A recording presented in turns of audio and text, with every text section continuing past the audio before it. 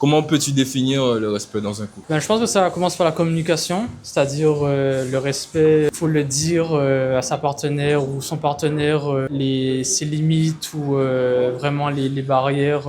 Par exemple, j'ai des problèmes avec ça, donc s'il te plaît, fais attention, tu vois, donc ça commence par là. Est-ce que tu as parlé de communication? Est-ce que tu penses que la communication est un élément qui est mis en pratique dans les couples? Alors peut-être pas, justement c'est là où commencent les problèmes de beaucoup de couples.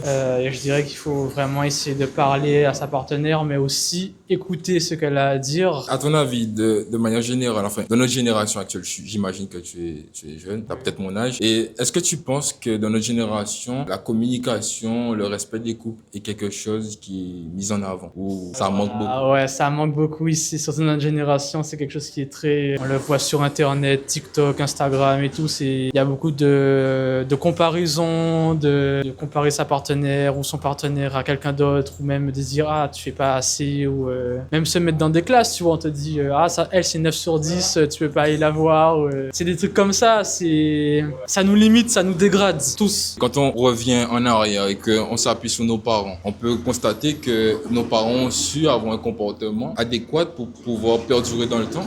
Et à l'heure d'aujourd'hui, être toujours ensemble. Oui, c'est ça, en Donc, fait, c'est il y a forcément un des facteur. valeurs qui se sont perdues au cours des années. Et on n'a plus vraiment ces valeurs ici dans notre génération. Est-ce que tu penses que les réseaux sociaux, TikTok, Instagram et tout ce qui s'ensuit, ont eu un effet néfaste dans le cerveau de l'humain, des jeunes, et a fait que peut-être que les jeunes s'appuient constamment sur ce qu'ils voient et pas sur la réalité des choses, sachant que les réseaux sociaux, je vais dire que ce n'est que du bluff en fait. Ouais, exactement, je pense que c'est exactement ça. Les réseaux sociaux, en fait, nous montrent ce qu'il y a de bien sans nous montrer les côtés négatifs. C'est que le côté positif et les gens te montrent ce qu'ils ont envie de te montrer et tu vois pas forcément ce qu'il y a derrière. Alors que la réalité des choses, c'est des hauts et des bas dans des couples. Il y a des obstacles et tu dois les surmonter. C'est pas juste une vie en rose.